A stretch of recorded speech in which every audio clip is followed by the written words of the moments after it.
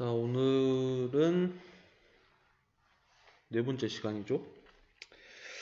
중국사 이제 한 중간 정도 온 것 같은데, 오늘 배울 부분은 어디냐면, 고대 일본이랑 이제 중국 이제 당나라 이후에 등장한 송나라에 대해서 한번 배워보겠습니다. 우선 먼저 일본부터 한번 봐볼게요. 자, 일본을 보자면, 일본 고대 쪽은 크게 볼 게 없어요. 왜 그러냐면 기록적으로는 많이 나와 있는 게 없거든요. 하지만 일본이 이제 기록으로 등장할 때부터는 좀 약간 중요하게 봐줘야 된다라고 알고 계시면 되겠습니다. 자, 우선 일본의 선사시대입니다. 우리가 선사시대를 구분할 때 여러분이 흔히 알고 있는 구석기, 신석기, 청동기 이렇게 세 개의 파트로 나누게 되는데 일본은 구석기, 신석기란 단어를 사용하지가 않아요. 어떤 단어를 사용을 하냐면 조몬 시대와 그리고 야요이 시대 이런 단어를 사용하게 됩니다. 자, 조몬 시대 같은 경우에는 우리나라로 치자면 신석기 문명이랑 비슷한 시대였다라고 생각하면 되고, 그리고 이 조몬 시대라고 일컬어지게 된 가장 큰 이유는 무엇이냐면 토기가 발견이 되었는데 그 토기 이름이 조몬 토기였기 때문에 조몬 시대라고 한다. 라고 알고 계시면 되겠습니다. 자, 근데 이게 신석기 시대랑은 똑같아요. 왜 그러냐면 도구 자체도 간석기를 사용하였고 이때부터 또 농경이 시작되었다라는 것만 보더라도 다른 나라의 신석기 시대에 해당되는 게 바로 조몬 시대다라고 기억하시면 되겠습니다. 그 다음 야요이 시대로 봐보겠습니다. 조몬 시대랑 마찬가지로 이 야요이 시대도 야요이 톡이라는 게 발견이 되면서 야요이 시대가 시작되었어요. 자, 그래서 이 야요이 시대의 가장 큰 특징은 무엇이냐? 대륙, 즉 중국이겠죠. 자, 중국과 한반도에서 이 벼농사와 금속기가 전파되면서 발전하기 시작을 하였다. 하지만 이 시기 같은 경우에는 한반도 같은 경우에는 벌써 이제 서로 전쟁을 하는 그런 철기 시대 쪽으로 이제 돌입을 하는 초기 철기 시대로 돌입하는 그런 시대였거든요. 그래서 일본 같은 경우에는 한반도나 중국보다는 그 한 세대 정도가 느린 그런 역사가 진행이 되었다라고 생각하시면 될 것 같아요. 자, 그래서 이렇게 농업 생산력이 발달되어지고 점차 발달이 되어지다 보니까 여러 소국들이 성립되기 시작을 하였고, 자, 이러한 내용 자체는 3세기경에 30여 개의 소국의 연합체로 형성이 되어졌다라고 기억하시면 되겠습니다. 자, 그 다음에 고대 국가의 발전. 일본이 이러한 선사시대를 거치면서 어떻게 고대 국가로 넘어갔는지 한번 보겠습니다. 첫 번째로 등장하는 국가가 무엇이냐면 바로 야마토예요. 자, 흔히 이제 여러분이 이제 헷갈리시는 게 뭐냐면 야마토가 갑자기 멸망을 하고 뭐 일본이 시작이 되었다 이런 식으로도 헷갈릴 수도 있겠는데 그게 아니에요. 야마토 정권이 이름을 바꾼 게 일본이었다고 우선 생각을 하시면 될 것 같아요. 자, 근데 그 처음이 야마토 정권이었다. 자, 4세기 같은 경우에는 중국과 한반도에서 문물을 수용하기 시작한다. 일본 같은 경우에는 자체적인 발전보다는 각 여러 국가들의 문물을 직접적으로 수용하기 시작을 하면서 발전되어진 그런 국가였거든요. 그래서 중국에서 한반도로 넘어온 유학이나 불교를 적극적으로 받아들이면서 이제 발달을 하기 시작을 한다. 한반도에서 넘어갔던 사람들 뭐 왕인박사, 아직기 또 누구 있냐? 뭐 노리사치게 막 이런 사람들이 이제 문물을 전파하기 시작을 했다. 기억하시면 될 것 같아요. 자, 6세기 같은 경우에 이렇게 발달된 문물을 가지고 쇼토쿠 태자가 중한 집권 체제를 만들게 됩니다. 국가가 처음 형성이 됐는데 그 국가 자체는 큰 힘을 가지고 있지는 않겠죠. 그래서 중앙에 있는 쇼토쿠 태제가 강력한 왕권을 형성시키기 위해서 이 개혁을 하기 시작을 합니다. 대표적으로 어떻게 개혁을 하냐면 불교 진흥책이라고 되어 있는데 각 지방마다 다른 신들을 믿고 있었기 때문에 이 중앙에서는 그 강력한 외래 종교였던 이 불교를 받아들이면서 왕권을 강화시키게 된다라고 연결시키면 될 것 같아요. 그래서 이 쇼토쿠 태자가 이 발전시킨 이 불교에 관련된 문화를 뭐라고 하냐면 아스카 문화라고 합니다. 이 아스카 문화의 가장 대표적인 유물 같은 경우에는 고구려의 스님이었던 이 담징이 넘어가서 만든 이 호류사에 관련된 이 벽화들 대표적인 유물로 많이 나오거든요. 기억하시면 될 것 같아요. 자, 그리고 일본은 이 왕권을 더 강화시키고 더 문물을 더 받아들이기 위해서 당시 중국의 수나라 그리고 당나라에 사신을 파견하게 되는데 그게 바로 견수사와 견당사입니다. 그래서 이 7세기 때 견수사와 견당사를 파견을 하면서 적극적으로 중국의 문물을 더욱더 수입을 하게 되고 이렇게 수입되어진 내용을 가지고 또 다시 한번 왕권을 강화시키게 되는데 그게 무엇이냐면 바로 다이카 개신입니다. 자, 다이카 개신 같은 경우에는 쉽게 생각을 하자면 그냥 율령을 제정하였다라고 기억만 하시면 될 것 같아요. 아시겠죠? 우리나라 같은 경우는 율령 제정한 왕이 많죠. 뭐 법흥왕, 소수림왕 등등 뭐 등등 있는데 이런 왕들이 했던 정책이랑 좀 비슷했다라고 생각하시면 되겠습니다. 자, 그리고 이 7세기 때 이 야마토라는 이름을 버리고 국호 자체를 일본이라고 만들게 되고 그 다음에 이 일본을 다스리는 왕을 한층 더 격상을 시켜서 천황 덴노라고 부르는 그런 개혁을 펼치게 됩니다. 자, 그 다음에 야마토 정권이 넘어가고 나서 본격적인 일본의 시작이죠. 나라 시대를 보겠습니다. 710년부터 794년까지 있었던 이 시대를 나라 시대라고 하는데 우선은 수도를 옮기게 돼요. 일본 같은 경우에는 수도를 옮길 때마다 그 시대가 바뀐다라고 생각하시면 되거든요. 자, 8세기 때 나라 지방이에요. 나라 지방의 도시였던 헤이조쿄로 수도를 옮기게 되고 또 이 나라 시대 같은 경우에는 이 야마토 정권과 똑같이 견당사, 경신라사 같은 이 사신을 파견함으로써 외래의 문물을 적극적으로 수용을 하게 됩니다. 자, 그러면서 또 다시 한번 다이카 개신 이후의 율령 체제를 더 확고히 만들게 되고 그다음에 불교도 융성하게 되고 이때 만들어진 절 이름이에요. 절 이름이 뭐냐면 도다이사라고 하는데 이 도다이사 같은 큰 절도 만들게 된다. 자, 그리고 이 나라 시대 때 또 중요한 내용이 무엇이냐면 역사책을 만들게 됩니다. 그 역사책 이름이 무엇이냐면 고사기와 일본서기라는 역사책을 만들게 된다라고 생각하시면 될 것 같아요. 자, 근데 이 야마토 정권과 나라 시대 같은 경우에는 어떻게 발전이 됐어요? 각 외국의 문문들을 적극적으로 수용해서 발전되어진 내용밖에 안 나와 있잖아요. 그러면 그 다음에 등장하는 헤이안 시대 같은 경우에는 이러한 방법이 아니에요. 어떻게 구분이 되어지냐면 더 이상 외국의 의지를 하지 않고 자기 나라 안에서 스스로 발전하려는 모습을 보이게 됩니다. 그게 바로 794년부터 1185년에 있는 헤이안 시대입니다. 자, 헤이안 시대 같은 경우는 이제 8세기 말부터 이제 진행된 게 이제 헤이안 시대인데 수도 자체를 헤이조쿄에서 어디로 옮기냐면 헤이안쿄로 수도를 천도하게 돼요. 하지만 이때부터 그 왕권 자체가 어떻게 되냐면 자연스럽게 약화되기 시작을 합니다. 자, 왕권이 약화된다면 상대적으로 누구의 권력이 더 올라갈까요? 그 아래 있었던 귀족들이나 관리들의 권한이 좀 더 올라가기 시작을 하겠죠. 자, 그러면서 이 귀족과 관리들이 자기들의 신변, 자기들의 안위를 지키기 위해서 누구를 고용하기 시작을 하냐면 새로운 무사, 그 한마디로 말해서 경호원들을 고용하기 시작을 해요.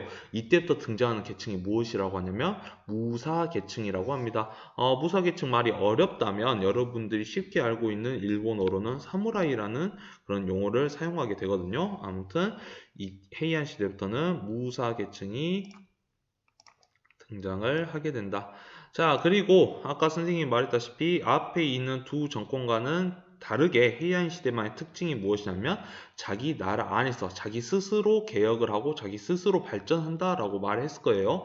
그래서 외국에 의지하고 있었던 이 사신 견당사를 중지시키게 되고 그리고 자기 나라만의 문화를 만들게 되는데 그 문화가 무엇이냐면 국풍 문화입니다. 자, 국풍 문화 같은 경우에는 고대 일본 역사에선 진짜 자주 나오는 문화다 보니까 꼭 기억하시면 되겠습니다. 자, 국풍 문화의 가장 대표적인 유물로는 무엇이 있냐면 가나, 일본어죠. 지금으로 따지자면 뭐 히라가나, 가타카나 같은 일본어, 즉 가나가 이때 만들어지기 시작을 하고 그다음에 일본풍의 뭐 옷이나 아니면 뭐 옷, 뭐 글, 막 등등의 여러한 일본 문화들이 이때 발달하기 시작을 합니다. 자, 그리고 다음으로 한번 넘어가 보겠습니다. 자, 다음으로 넘어가서는 송나라에 대해서 한번 배워볼게요. 자, 당나라 맨 마지막 시대를 선생님이 뭐라 했었냐면 5대 10국이라고 했을 거예요. 당이 엄청 혼란스러운 그 가운데 북쪽에는 5대 5개의 이민족 국가들이 등장을 하고 그 아래는 당을 잇는 10개의 한족 국가들이 등장하는데 그게 바로 5대 10국 시대입니다. 자, 근데 당시 이 5대에 있었던 장군인 이 조광윤이 5대 10국 시대를 정리하고 수도 카이펑, 다른 말로는 개봉이라고 하는 이 수도를 정하면서 건국되어진 게 바로 이 송나라입니다.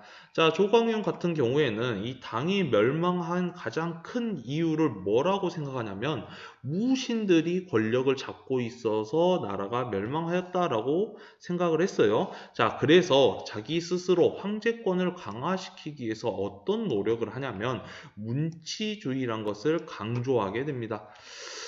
음, 자, 문치주의를 한번 보자면 이게 무슨 내용이냐면, 무신들의 힘, 권한 자체를 그냥 아예 문신들한테 줘버리는 거예요. 그러니까 나라의 정치 자체를 그냥 완벽하게 문신의 국가, 글만 있는 사람들의 국가로 만들어버린 거예요. 그래서 이 당나라 말에 그 강력한 군사권을 장악하고 있었던 이 절도사의 권한을 완벽하게 약화시키게 되고 절도사가 가지고 있는 이 군사권을 황제 혼자서만 장악하게 됩니다. 그러면서 추가로 무신은 천대하고 문과는 우대하는 정책을 펼치게 됩니다. 자, 그리고 강력한 황제권을 만들다 보니까 자연스럽게 그 아래 황제를 도와주는 재상의 권한도 축소되게 되겠죠. 이것도 오타가 났는데 과저제가 아니라 과거제입니다. 과거제도입니다. 자, 이 과거제도를 어떻게 한번 개편을 시키냐면 원래는 과거제는 총 3단계로 이루어져 있어요. 자, 어떻게 이루어졌냐? 제일 처음에 초시, 그 다음에 두 번째 보는 게 본시험인 복시라는 시험으로 이루어져 있는데 이 두 단계의 시험을 그냥 3단계로 만들어 버린 거예요. 어떻게 만드냐면 초시, 복시, 전시라는 제도로 만들게 됩니다. 자, 근데 중요한 건 무엇이냐? 바로 이 전시라는 존재가 제일 중요한 거예요. 전시는 어떻게 되냐면 복시의 시험을 합격한 사람들이 황제 앞에서 시험을 보는 게 바로 전시예요. 그리고 이 전시의 시험의 합격자는 황제가 직접 선발을 하게 됩니다. 자, 그러면 황제가 직접 관리를 뽑게 되다 보니까 황제의 권한도 그대로 커지게 되겠죠. 그래서 이 전시 자체를 정례화시킵니다.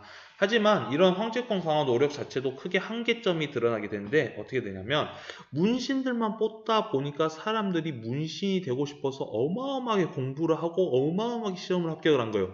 자연스럽게 관료들이 증가를 하게 되죠. 자, 근데 관료가 증가하게 된다면 가장 큰 한계점이 무엇이냐면 뭘까요? 바로 월급이 증가하게 되는 겁니다. 자, 월급은 누가 주는 거예요? 국가에서 주는 거잖아요. 그렇죠? 그러다 보니까 자연스럽게 국고가 금방금방 바닥이 나기 시작을 합니다. 자, 그리고 문관들만 우대하다 보니까 자연스럽게 국방력 자체가 약화하게 되고 중국이 중앙에서 강력한 군사력을 사용할 수 없다 보니까 주변에 있는 북방의 유목민들이 자연스럽게 성장을 하게 되는 거예요. 자, 그래서 등장하게 된 가장 강력한 세력이 누구냐면 바로 거란과 서하입니다. 자, 송 입장에서는 거란과 서하가 너무 크다 보니까 어떻게 되냐면 이제 군사를 보내서 이 국가들을 점령하려고 해요. 근데 싸워서 이길 수 있다 없다? 절대 없습니다. 그래서 송은 어떻게 평화를 유지하게 되냐면 자기가 가지고 있는 이 부를 가지고 평화를 사버려요. 그게 무엇이냐면 거란과의 맺은 전형과의 맹약이고 서화와도 이런 또 비슷한 맹약을 맺게 됩니다. 그러면서 지불하게 된 세금을 무엇이라 하냐면 세패라는 것이 지급이 되게 된 거예요. 한마디로 말해서 송이 거란과 서야에게 세패를 지급함으로써 거란과 서하는 돈만 받고 송을 공격하지 않는 그런 모습을 보이게 된다. 기억하시면 되겠습니다. 자, 이러한 송 자체도 이렇게 문제점이 많이 있다 보니까 어떻게 되냐면 관료는 관료대로 증가하고 관료의 월급은 가면 갈수록 늘어나고 그리고 거란과 서하에게 줄 그 세패는 계속 증가를 하게 되니까 일반 백성들은 어떻게 될까요? 살기가 힘들어지겠죠. 자, 백성들이 살기 힘들어지면 자연스럽게 송나라의 국력도 약화되게 되는 거예요. 자, 이러한 문제를 해결하기 위해서 등장한 사람이 누구냐면 바로 왕안석입니다. 자, 왕안석이 국가를 어느 정도 다시 개혁하기 위해서 만든 법이 무엇이냐면 신법입니다. 자, 신법의 목적 자체는 어떻게 되는 거냐면 송이 가지고 있었던 이 재정난을 극복하고 그리고 나라를 다시 한번 강력하게 부국강병을 시키고 민생을 안정시킨다 라고 되어 있는데 실제적으로 민생 안정까지는 아니에요. 근데 부국강병은 성공하게 됩니다. 일시적으로요. 자, 그런데 이 신법 자체가 실패하게 된 가장 큰 이유는 뭐냐면 원래 자기의 권력을 가지고 있었던 보수파들이 반대를 하기 시작을 하면서 신법 자체도 큰 성과를 내지 못하고 그냥 실패로 끝나게 되는 거예요. 이때 보수파의 가장 대표적인 관리가 누구냐면 사마광이라는 관리가 있습니다. 자, 사마광 같은 경우에는 이후에 문화 파트에서 자치통감이라는 책이 나올 거예요. 이 자치통감을 쓴 사람이 바로 이 사마광이거든요. 그래서 기억하시면 되겠습니다. 자, 근데 이 신법 자체를 어떻게 돼? 그 성과를 보긴 봤으니까 신법을 맹신하는 사람도 존재를 하겠고, 그리고 보수파의 중심 자체들은 신법을 또 반대하겠죠. 자, 그래서 신법당과 구법당이라는 새로운 이 당들이 등장한 거예요. 조선 후기 중기 정도에 등장하는 붕당과 좀 많이 유사하다라고 생각하시면 되겠습니다. 그래서 이 당쟁이 격화되기 시작을 하면서 송나라의 국력 자체가 점차 붕괴되기 시작을 한다. 기억하시면 되겠습니다. 자, 그리고 마지막 남송 수립과 멸망에 대해서 한번 봐볼게요. 이게 무슨 말이냐면 송나라 입장에서는 항상 요 나라를 없애고 싶어요. 그러겠죠? 요를 항상 없애고 싶어 하겠죠? 자, 그래서 누구랑 손을 잡냐면 이 요 나라 위에서 새롭게 성장하고 있는 금나라랑 동맹을 맺은 다음에 요 나라를 이 샌드위치 쌈 싸먹기 없애버리는 거예요. 그러면서 요 나라가 없어지게 됩니다. 자, 송나라 입장에서 야, 드디어 우리의 수건이었던 요 나라를 없앴다라고 생각을 하지만 북방에 또 누가 있는 거예요? 그렇죠. 금나라의 힘만 키워준 꼴밖에 안 돼버린 거예요. 그래서 금나라 같은 경우에는 직접 군사를 이끌고 이 송나라의 수도였던 카이펑, 즉 개봉을 점령시키고 그 안에 있는 왕족들을 싹 다 죽여버리는 사건이 발생하게 되는데 그게 무슨 변이냐면 정강의 변입니다. 한마디로 말해서 이 정강의 변이라는 사건 이후에 우리가 알고 있는 송이라는 국가는 멸망해 버렸다라고 생각하시면 될 것 같아요.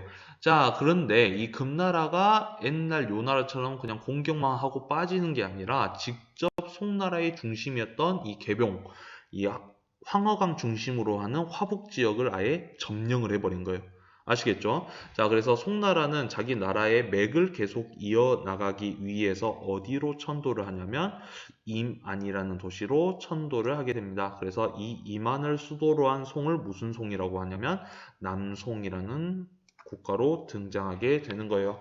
자, 근데 더 봐보자면 어떤 내용이 있냐면 원래 화북 지역과 광남 지역을 비교를 하자면 화북 지역이 훨씬 잘 사는 지역이었어요. 자, 근데 이제 이 화북 지역에 살고 있는 사람들이 자기가 알고 있는 농경 기술을 가지고 싹 다 강남 지역으로 내려오다 보니까 강남 지역이 자연스럽게 어떻게 된다? 발전하기 시작을 합니다. 그럼으로써 강남이 이제 화북 지역보다 좀 더 잘 사는 지역으로 등장하게 되는 거예요. 자, 남송도 이렇게 계속 유지만 하고 있다가 1279년 칭기즈칸에 의해서 이제 등장하게 된 이 몽골 제국에게 멸망하게 되는 모습을 보이게 되면서 송의 역사도 여기서 끝나게 됩니다. 자, 그러면 송나라가 어떻게 발전되었는지 송의 경제부터 한번 봐보겠습니다. 선생님이 중요한 부분만 형광펜으로 한번 체크해 줄 테니까 한번 봐보시면 될 것 같아요. 자, 아까도 말했다시피 강남의 경제 자체가 어마어마하게 성장을 하면서 화북 지역을 능가하기 시작을 합니다. 자, 근데 경제가 증가를 했다는 것은 자연스럽게 경제의 중심지도 등장을 한다는 거겠죠. 바로 도시 자체가 등장을 하기 시작합니다.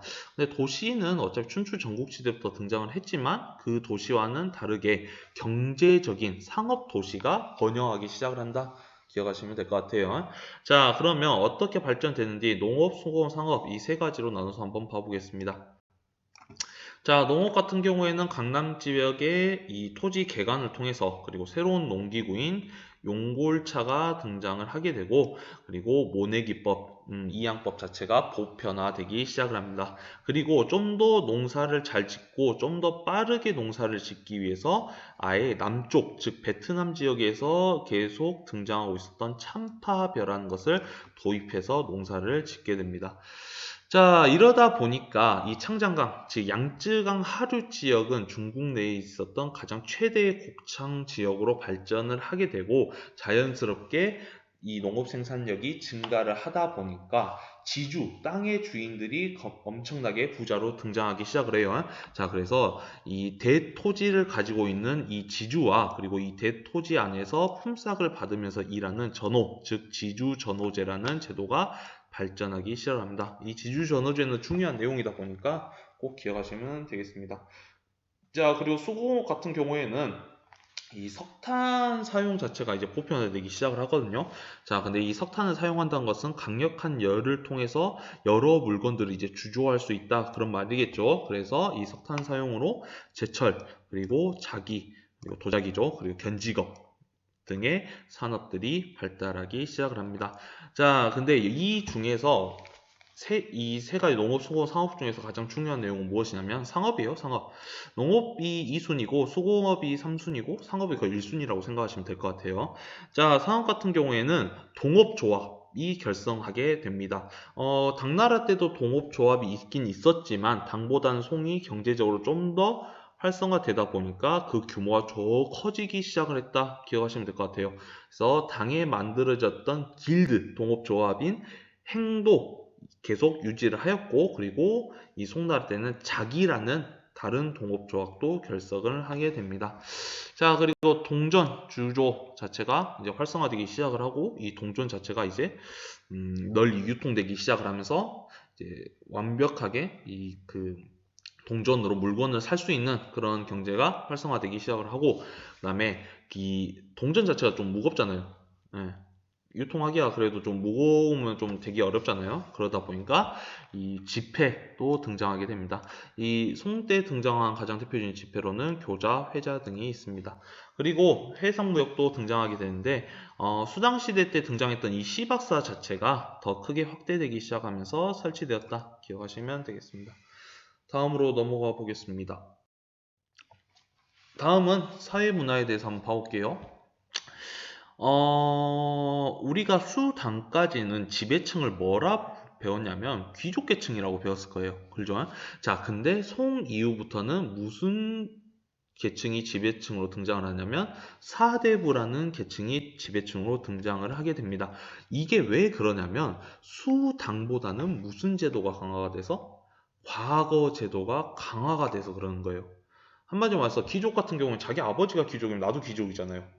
능력보다는 오히려 그 혈연 관계가 좀 더 강화되는 게 바로 그 수당 시대였다면 이 송나라 때부터는 완벽하게 자기의 재능에 따라서 관리로 임명될 수 있는 그런 사회로 변하게 된 거예요. 그래서 이 과거를 합격하고 등장하는 이 계층들을 사대부라고 합니다.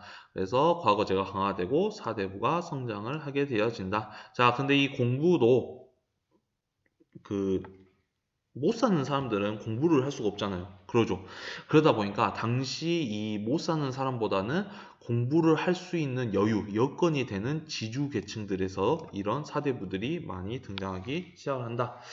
기억하시면 될 것 같아요.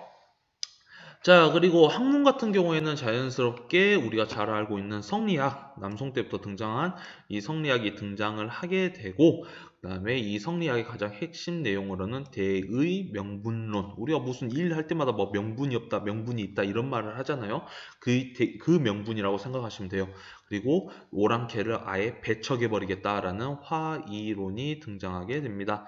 자, 그리고 여기서 추가로 해서 역사서가 활발하게 편찬을 하게 되는데, 대표적인 역사책으로는 아까 왕안석의 신법에 잠깐 등장을 했었던 사마광의 자치통감이 있습니다. 자, 서민문화의 발달에 대해서 봐볼게요. 이 서민문화는 쉽게 생각하시면 돼요. 농업이 발달함으로써 사람들이 점차 먹고 살기 시작을 하였고, 먹고 사는 게 이제 큰 걱정은 없잖아요. 이제 자기 집에 가면 창고에 이제 쌀이 그득그득 넘쳐나는데, 그러다 보니까 사람들이 더 이상 농업에만 매달리진 않고 자연스럽게 밖에 나가서 자식이 자신의 여가 생활을 즐기게 되는 거예요. 그래서 그 여가 생활을 뭐라 하냐면 서민 문화다라고 기억하시면 될 것 같아요. 그래서 경제적 발달에 따른 서민의 의식이 성장을 하였고, 대표적인 서민 문화로는 무엇이냐면 공연이나 잡극, 그리고 통속 문학 등이 존재를 합니다. 자, 그리고 과학기술에 대해서 한번 봐볼게요. 송나라 때 가장 대표적인 3대 과학기술로는 무엇이냐면 인쇄술, 화약, 나침판이 있습니다. 그래서 이 세 가지는 진짜 중요한 내용이다 보니까 꼭 기억하셔야 될 것 같아요. 이게 왜 중요하냐면 이때 발달되어진 이 세 개의 과학기술 자체가 자연스럽게 서역, 그리고 유럽으로 넘어가면서 이 유럽의 발전에 큰 영향을 주게 된다. 기억하시면 되겠습니다. 그래서 송나라는 여기까지만 하고, 그다음에 다음 시간에는 송에 의해서 성장되어진 이 북방 유목민들의 역사에 대해서, 즉 요나라, 금나라, 서하에 대해서 한번 배워보도록 하겠습니다. 수고하셨습니다.